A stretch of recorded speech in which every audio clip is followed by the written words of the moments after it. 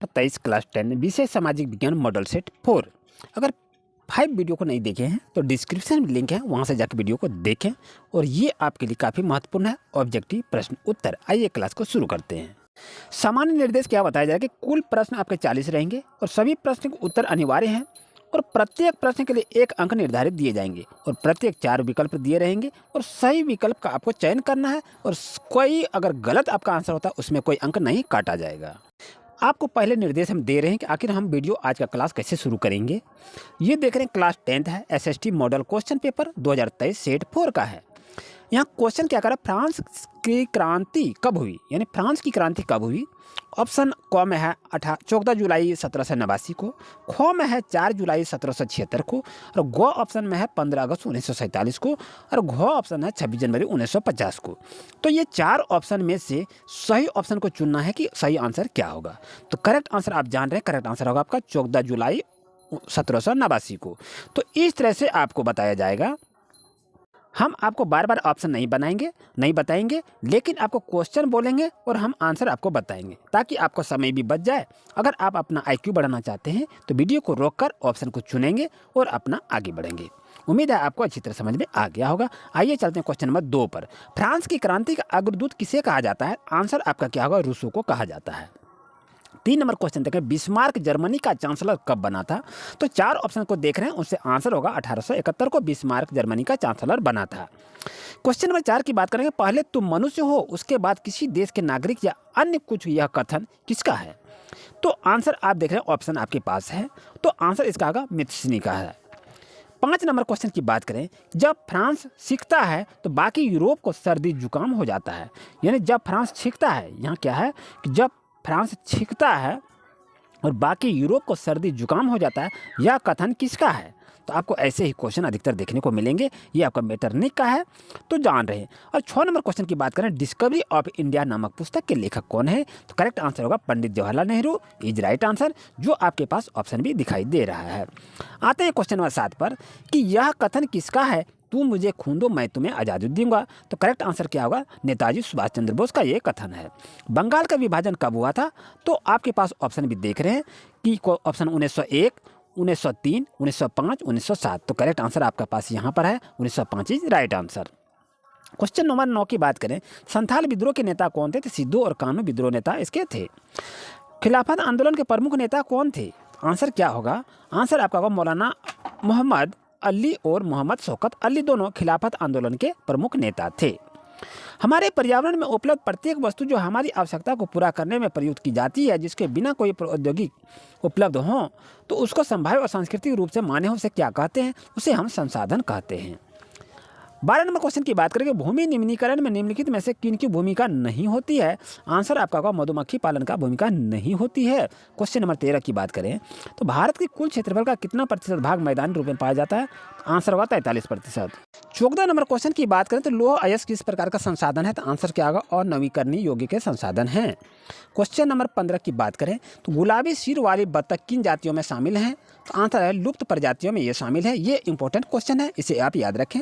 Channel पर नए हैं तो अभी आप सब्सक्राइब कर लीजिए और बेल आइकन की नोटिफिकेशन ये हो जाए, इसको आप ऑन कर लीजिए। आइए क्वेश्चन नंबर 16 की बात करें तो भारत में जैव विविधता को कम करने वाले कारक कौन हैं। तो आंसर आपका होगा उपरोक्त में से सभी। क्वेश्चन नंबर 17 की बात करें, चिपको आंदोलन किससे संबंधित है। तो आंसर आपका क्या होगा, वनों की कटाई रोकने के लिए चिपको आंदोलन किया गया था, जो कि पेड़ से आदमी चिपक जाते थे और उस पेड़ को काटने नहीं दिया जाता था। 18 नंबर क्वेश्चन की बात करें, जल की कमी के कारण क्या होता है। तो उपरोक्त में से सभी होता है। और क्वेश्चन नंबर 19 की बात करें, टांका क्या होता है। तो ये जान रहे हैं, पीने के पानी को संग्रह करने की भूमिगत टैंक को टांका कहा जाता है। सन 2025 तक कितने लोगों के जल की कमी खेलने की भविष्यवाणी की गई है। तो आंसर क्या होगा, 20 करोड़ इसका आंसर आपका होगा। क्वेश्चन नंबर 21 की बात करें, हम किसी देश के प्रति व्यक्ति आय की गणना कैसे कर सकते हैं। तो उसकी किसी देश की कुल आय को कुल जनसंख्या से भाग देकर उसको ज्ञात करते हैं। वह देश कि जिनकी 2017 में प्रति व्यक्ति आय $120-56 प्रति वर्ष या उससे अधिक होती है तो वह देश निम्न में से किस श्रेणी के अंतर्गत आता है? तो वह विकसित श्रेणी के देश के अंतर्गत आता है। इसे आप याद रखिएगा। क्वेश्चन नंबर 23 की बात करें, सतत विकास का उद्देश्य क्या है? तो आंसर आपका क्या होगा आप जान रहे हैं, तो उसका आंसर होगा विकास वर्तमान के लिए एवं आने वाली पीढ़ी दोनों के लिए। क्वेश्चन नंबर 24 की बात करें तो निम्नलिखित में से किस राज्य की साक्षरता दर सबसे कम है? तो केरल की सबसे साक्षरता दर अधिक है। सॉरी, आपको बता रहे हैं कि निम्नलिखित में किस राज्य की साक्षरता दर सबसे अधिक है? तो केरल एक ऐसा ही राज्य है जो कि साक्षरता दर काफ़ी संख्या में वहाँ सबसे अधिक है। और 25 नंबर क्वेश्चन की बात करें, यदि एक देश की प्रति व्यक्ति आय 500 रुपये हैं तथा जनसंख्या 5000 हैं तो उस देश की कुल आय निम्न में से कौन सा होगी? ऐसे क्वेश्चन आपको एग्जाम में देखने को मिल सकता है। तो ये रहा आपके पास ऑप्शन देख रहे हैं, इसको आप आकलन कर लीजिए। 26 क्वेश्चन की बात करें तो निम्न में से कौन सा क्रियाकलाप द्वितीय क्षेत्र के अंतर्गत आते हैं? तो ये रहा आपके पास आंसर, इसको आप याद रख लीजिएगा। प्रच्छन्न बेरोजगारी का मतलब ऐसी स्थिति है जहां पर क्या होता है? तो वहां नियोजित है लेकिन उत्पाद शून्य है। इसे आप याद रखिएगा, ये काफ़ी महत्वपूर्ण टॉपिक है।